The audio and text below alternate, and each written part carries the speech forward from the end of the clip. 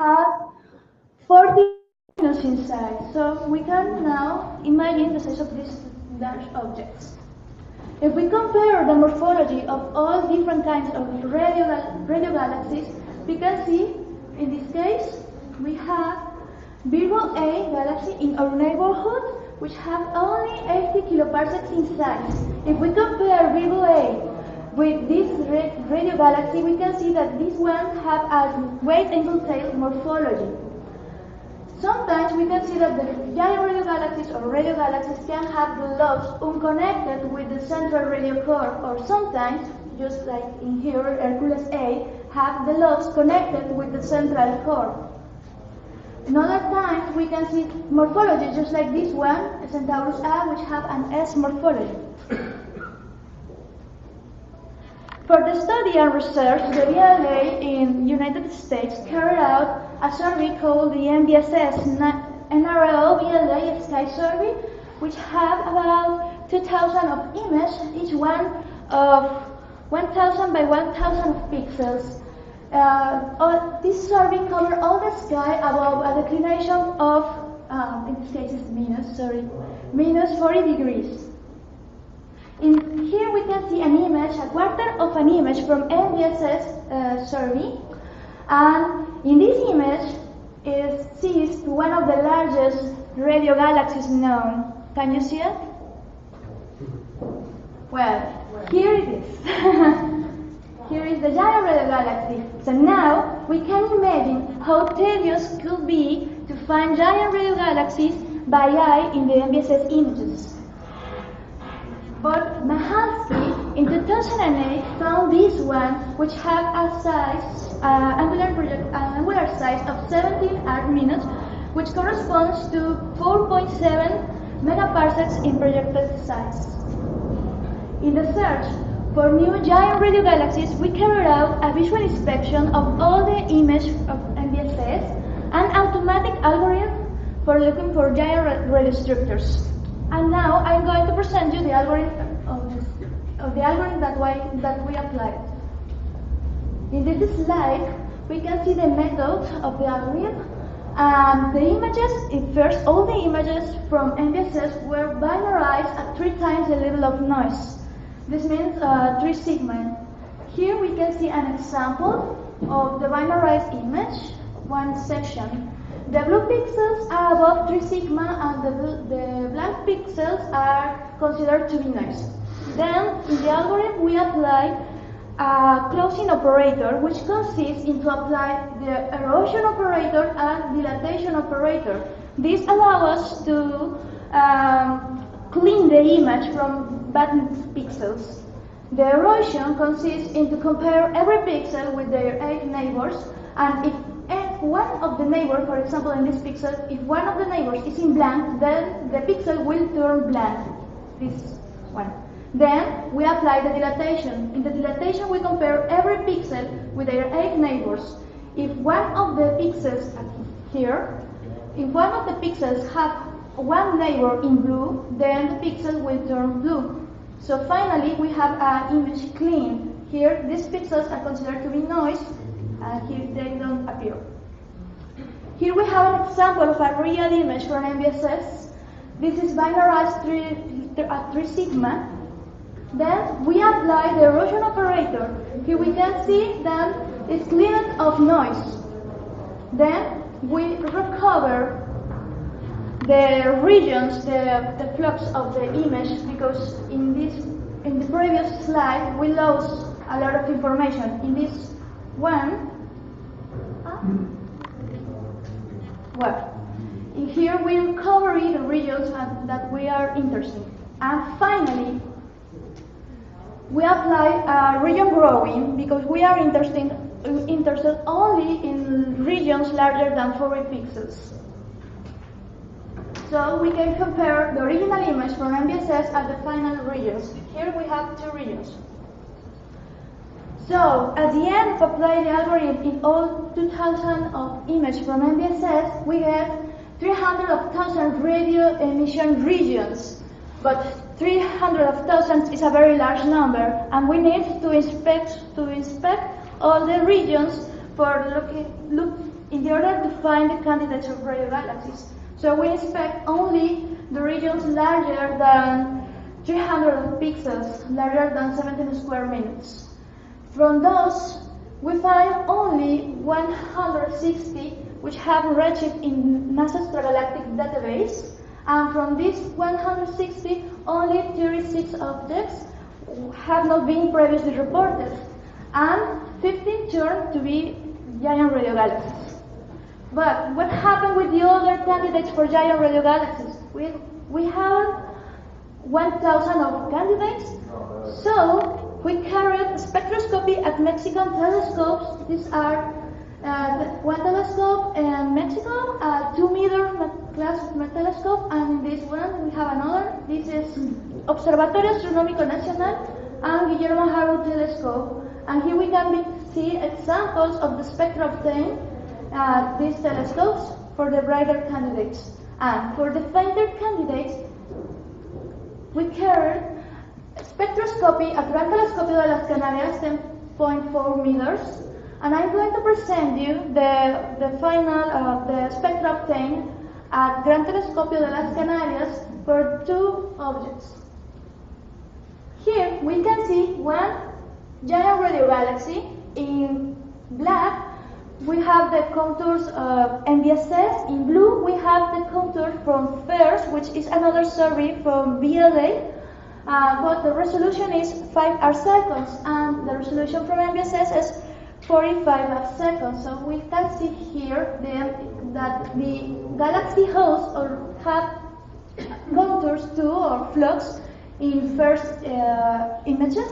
And well, this is the galaxy, and this is the optical image from NBSS. And here we can see the spectra obtained with only 10 minutes of integration.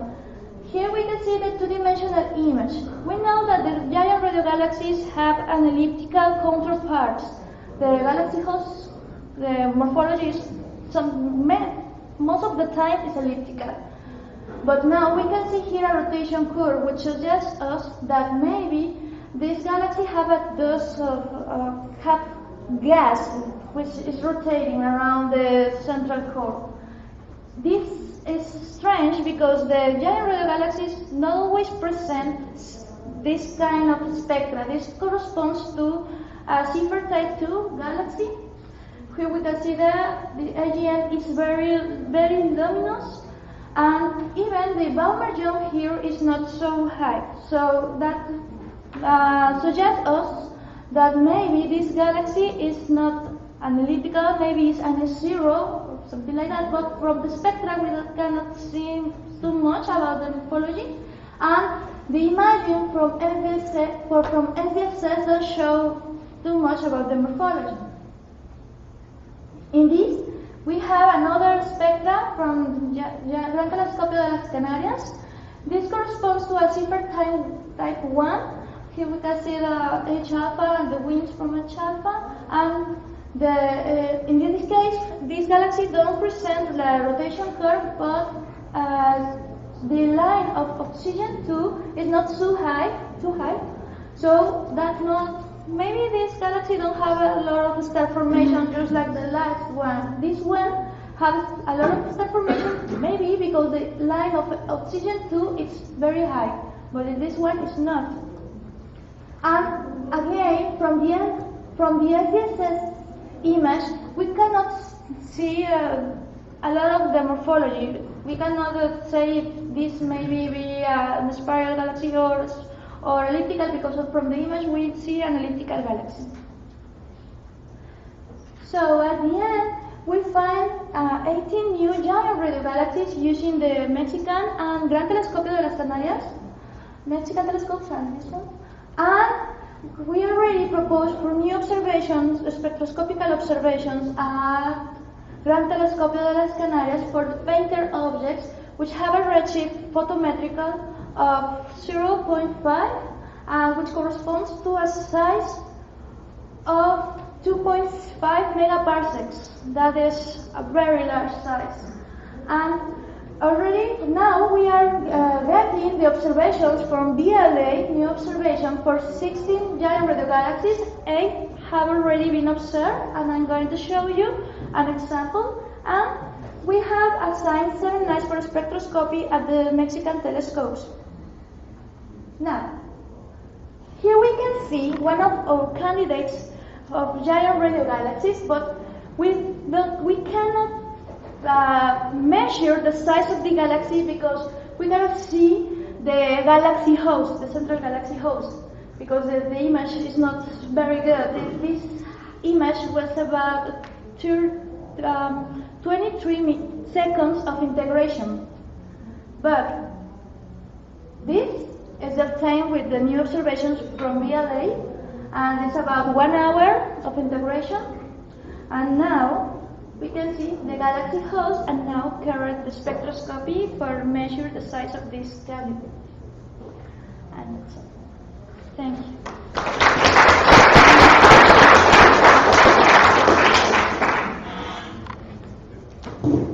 Thank you, Iris. There are questions?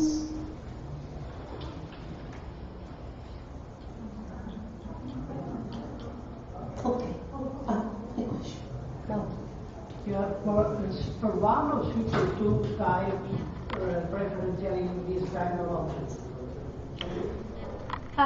If we have a preference for this object? If you observe more these objects are Seifert 1, the host galaxies of the is preferentially AGN or type 1 or type 2?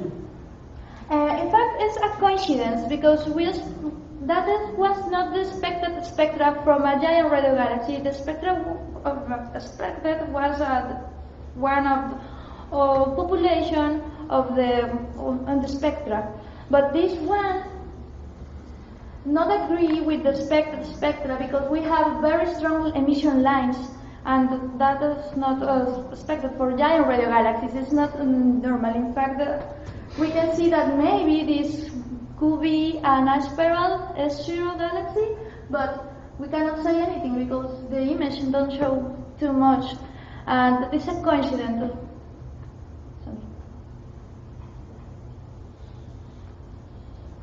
Thank you very much. So now we have an announcement, I suppose, for the events. Yes, for the events for this evening, I'll plug in this and show a map where is the meeting point for the people that are interested to join for the walk in the Naples Center. Let's see this way.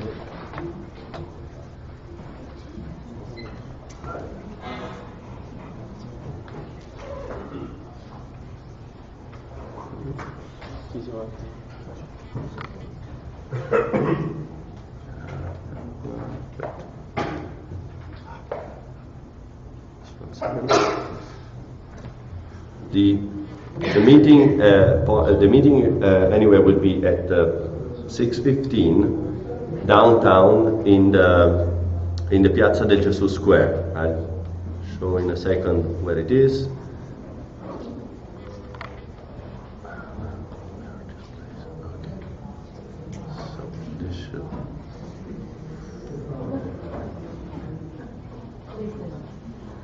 Okay, so here you can see the two bus stops at the museum and Piazza Matteotti, which is the usual bus stops, and Piazza del Gesù is in the middle here. It's here in the middle. It's a famous square with a big obelisk in the center. If anybody has doubts, it's walking distance from both stops, and. So we probably will have to anticipate a little bit the leaving of the bus this afternoon if we want to get there, because if we get early enough, we will have the church that are open, and you can visit also some of the church. If somebody has question, ask me. For tomorrow event, for Ercolano, the idea is to have the bus to stop at Piazza Matteotti 9:15 and then come up here to the observatory by 9:30 and then go to Ercolano, and the return will be by lunchtime, 1 or 1:30. That's all. Thank you, Maurizio. So now coffee break, and we will come back in 13 minutes.